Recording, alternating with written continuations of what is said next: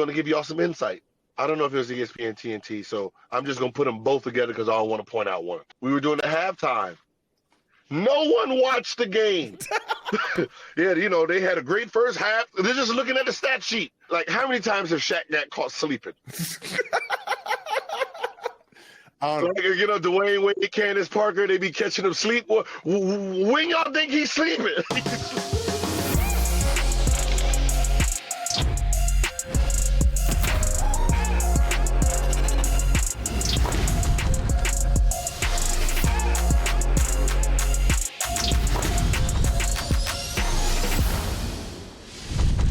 Welcome back to No Chill with Gilbert Arenas. I'm Josiah Johnson, and in this edition of Heat Check, we are breaking down the conference semifinals, which tipped off Sunday. First things first, we got to head out to Boston.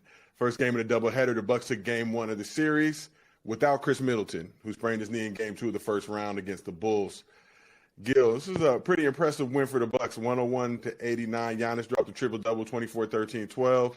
Tatum and Brown struggled on their side, 10 for 31 from the field. Do you think that they had a little bit of a hangover from, sweeping the Nets, and were Celtics fans feeling themselves a little too much? To be honest, I was having a hangover, so I missed the whole game. I'm not even gonna lie. I missed the whole. It's Boston versus Milwaukee. No Middleton. I figured it was going to be a boring game. In looking at the score, it was boring.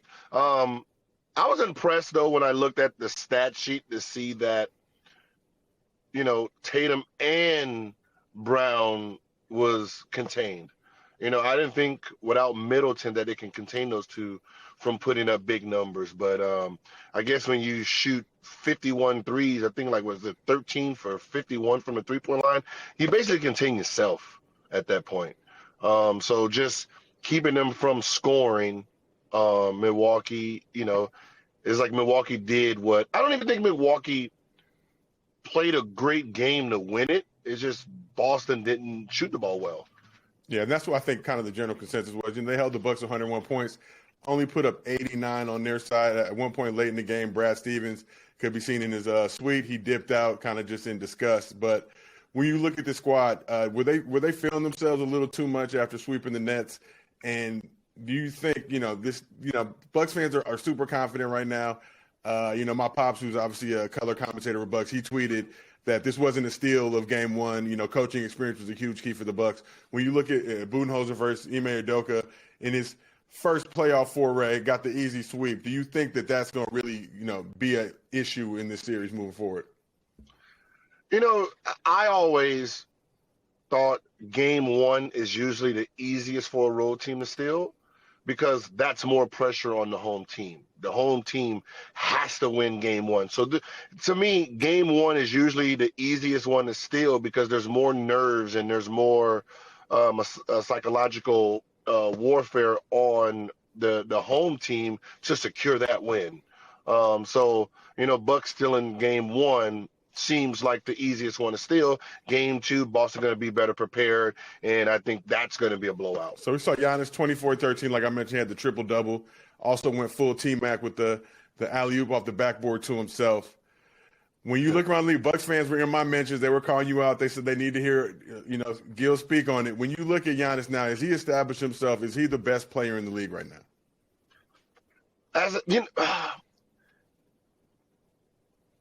It's hard to say best. He plays. I love the way he plays the game. It's just one of those guys you just can't hate on. He just plays hard. It's just one of those guys, that old school mentality. Just go out there and just play as hard as you can. But he has skill. He has skill. He has talent. And, I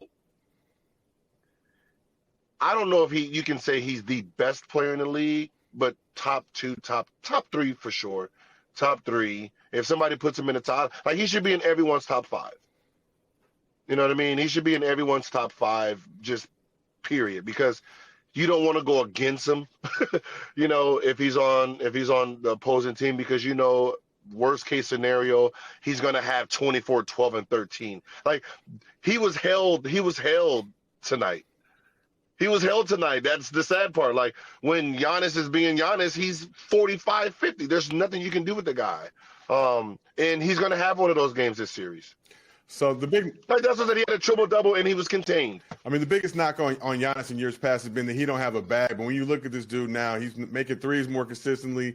He's getting jumpers. He's getting to the cup. He's scoring at all three levels. Are you impressed at just the way he continues to develop his game? He doesn't have an offensive package, meaning like, the ideal of, mid-range game, a post-up game, an in and out type of game, somebody you can count on, like, he just knows how to just get it done. He's just one of those players, like he just gets it done. There's really no more, we should just throw away the whole concept of he doesn't have this. Well, he has something no one else has. He plays hard. He loves the game, and he plays it with love and energy. There's that. It seems like that's harder to contain than having just natural skill of an ability of the score. I mean, we're talking about a dude who's damn near 7 feet, though. He's going coast to coast. He has a little bit, you know what I'm saying? He's kind of, to me, like a bigger version of Bron. Obviously, less guard skills, less handle. But the dude, he can get to the cup, and it's not like he's just, in years past we would see these type of dudes that all he might have had is like a post game. Giannis got, from where he started the league to where he is now, and even, we had Larry Sanders on the pod recently, and even him talking about just that dog he had in him always and that willing to learn and grow. I mean, is it time for him just to take over? And if he wins the championship this year, are you ready to bow down and submit to the Bucks that Giannis is the most dominant player in the world? Fine. like it's the Bucks. Just the name the Bucks kills me. It's just the Bucks. It's just the name. Like I love Greek. I mean, I think what Greek brings to the game is just different. It's just Milwaukee, bro. It's Milwaukee. Milwaukee goes back to back though. We got it, because listen, if Milwaukee goes back to back, they get to say we're the new LA, and I can't say nothing about it. We're going to hold you to that. I got to make sure we got the clip. So I know Bucks fans is going to really lock in on this clip, and we're going to see it all over social media if it ends up panning out. But let's shift it out west or a little bit less east because, I was just out in Memphis for the Iverson Classic. Very interesting city. I'll just say that. John Morant pulled up to the game on Saturday, was hitting the gritty, watching kind of the future of the generation. Then Steph and the Warriors came in, hit the gritty on the Grizzlies, got that 117-116 win. So let's talk first and foremost the biggest story of the game. Draymond Green getting ejected in second quarter. Flagrant 2 goes Antonio Brown as he leaves the arena, kind of stirring up the Grizzlies crowd. Gil, was that the right call?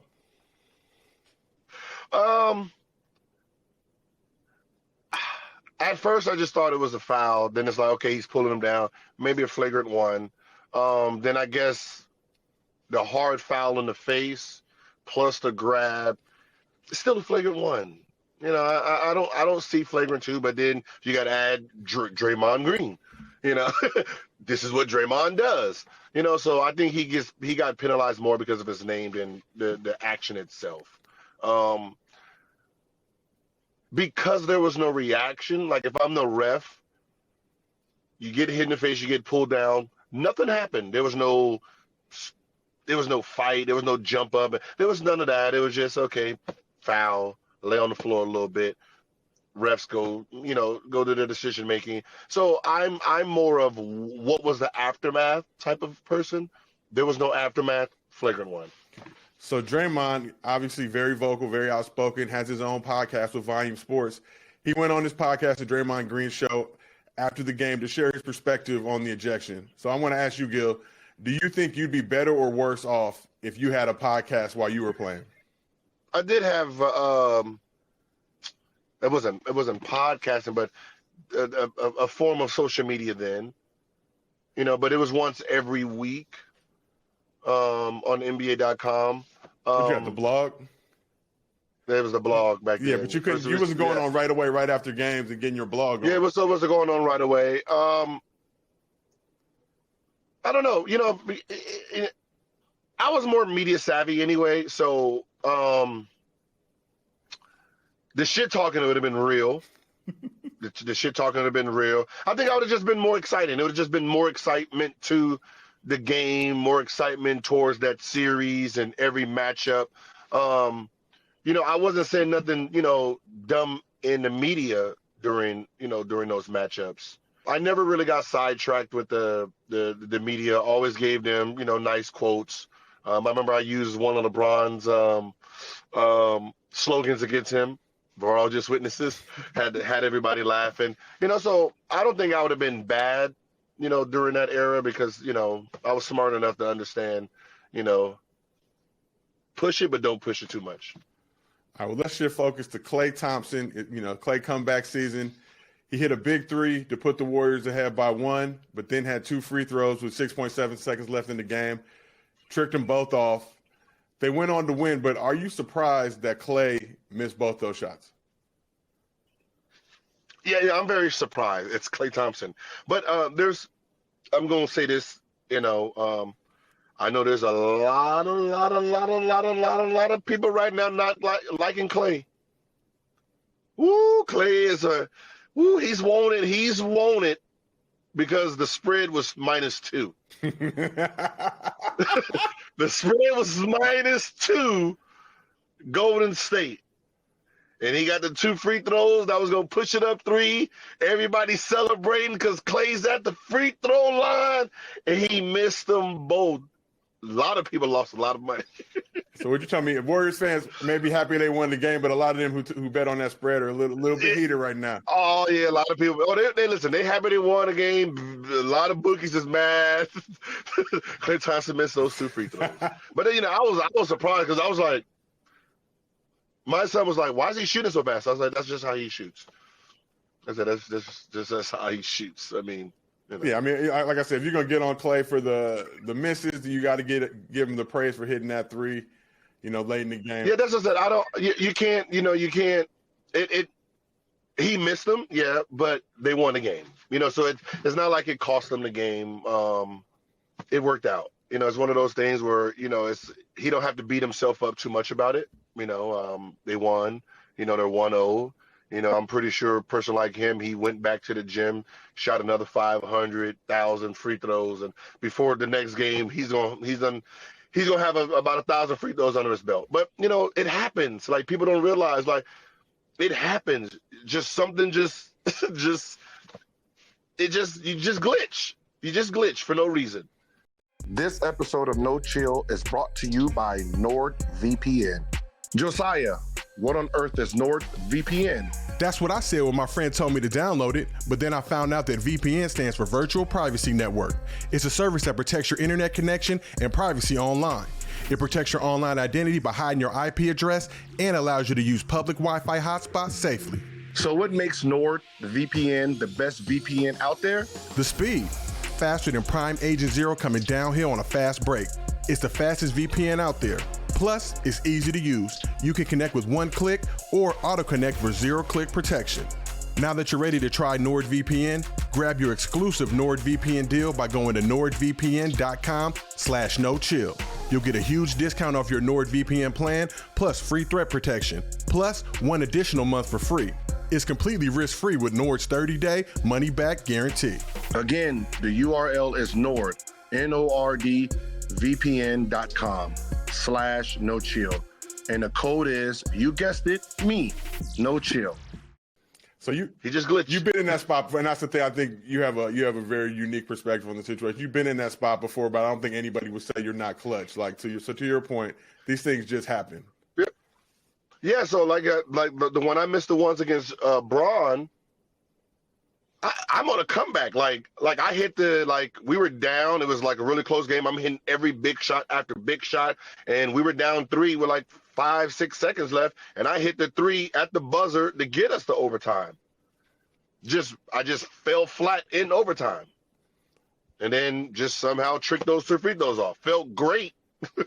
Felt great. It was just one of those, like, when I look back at it, like, what was I thinking? I don't.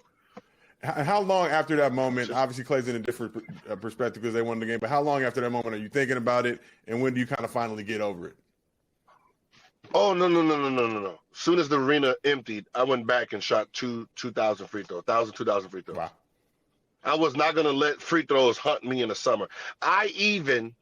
Because I remember, was it Nick Anderson? Was it Nick Anderson who missed the free throws? That fucked my Orlando up? And he was never the same after that. I didn't know if that was a mental thing. I didn't know what happened. So I even went to that summer. I went to a guy named Frank out in San Fran who does military training and all that, just to work on my mental, just to make sure ain't nothing up in here, off a little bit. So I worked with him, doing the whole mental thing, and I came back, and that's when I was breaking all those records. All the game winners came that following season. All the free, I beat like 3 teams with free throws, hit the game winner, the 51. That was that year, the following year. So I know you're still rocking with the Warriors, I think, but did the Grizzlies show you anything that they even have just a chance to make this a series and even win it potentially? As long that Memphis is going to move as Ja's moving. What he does when he has that ball, it gets everybody else open. If you look at the beginning of the game, he makes his first 3, and I was like, uh-oh. And he was, my son was like, hell yeah. And I was like, nah, uh-oh. I'm going to say uh-oh, because that means he's going to shoot another one.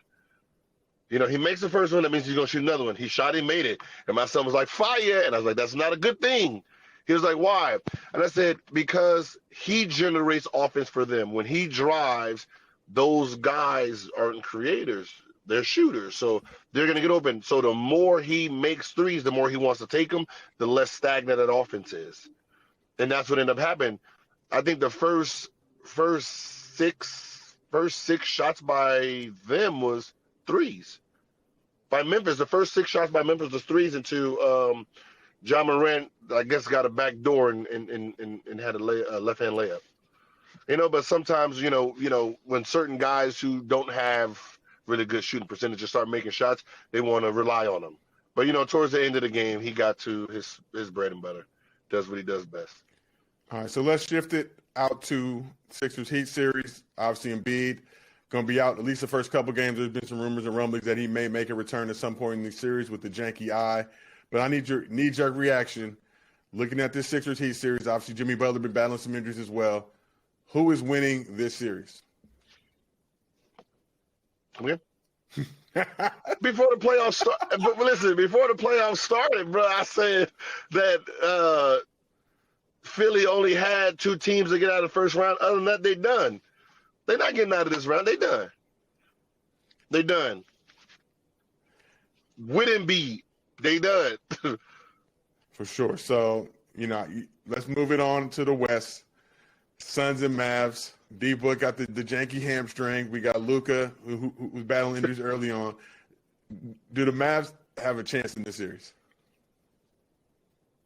Luka's gonna do what Luka's do. It's gonna make it. It's gonna be a great guard series. I don't think anyone has Dallas coming out, so I'm not even gonna pretend that they have a chance.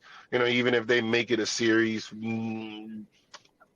We all want to see it. We want to see Phoenix versus Golden State Warriors. So Grizzlies has a better chance beating Golden State than Dallas does beating Suns. So they both don't have no goddamn shot. And Gil, before I let you go, just got to tell you, we appreciate you. See you in the whip right now, but you're wearing the seatbelt, practicing safety, had to pull over, had to get this out there for the people. Yeah. The fans needed it, so you delivered. You pulled over on the side of the road and made this show happen. So we just want to let you know that we appreciate you. Yeah, man, I had to pull out one of my Plies moments, man. Parking lot chronicles. And I get in the car and get to talking. But yeah, the first couple games, I'm mad I missed. I'm mad I was still sleeping on the first Bucks games. But I got to watch the full Warriors game. I'm not watching the Miami game. I'm sorry. I appreciate the honesty. There's a lot of media out there. I know you're a former Hooper, probably don't even consider yourself media, but a lot of people out there who aren't watching the game either, but they just out here talking anyway. So we got to get the fans. Listen, I'm not even going to lie. I'm going to give y'all some insight. I did. It was after my playoff series. I don't know if it was ESPN TNT, so I'm just going to put them both together because I don't want to point out one. We were doing the halftime. No one watched the game. None of them. They in the back around, talking on the phone, doing this sheet and shit. Get on there, and then, you hear the little answers, little study sheet, and then you just, yeah, so, yeah, they had a great first half. They're just looking at the stat sheet. They did not actually watch the game. And I was just laughing like, what the? Y'all didn't watch none of this shit. And that's how it be. That's why sometimes they sound so off, is because they didn't actually watch. They wasn't watching the game. They're just looking at the stats, getting a little playback by the producer or whatever. Yeah, you're out there exposing the secrets of the game. But this was another edition. Yeah, listen. You do guys say, like, how many times have Shaq got caught sleeping? Like, Dwayne Wade, Candace Parker, they be catching him sleep. When y'all think he's sleeping? He's taking it in the audio processing. Thinking he's sleep. They wake up like, hey man, Grizzlies, they done played well as hell, and that's what we do. You know what I mean? Fake it till you make it. But it's some people are just more just for entertainment, and I think that's what like that. That's what I said. I love Chuck and Shaq. I do not listen to them for facts. I just listen to they're entertaining. They're amazing. Those guys that's what they're there for. So like I'm gonna say it. Listen, because you're gonna ask me about the game, what happened in Miami, Philly.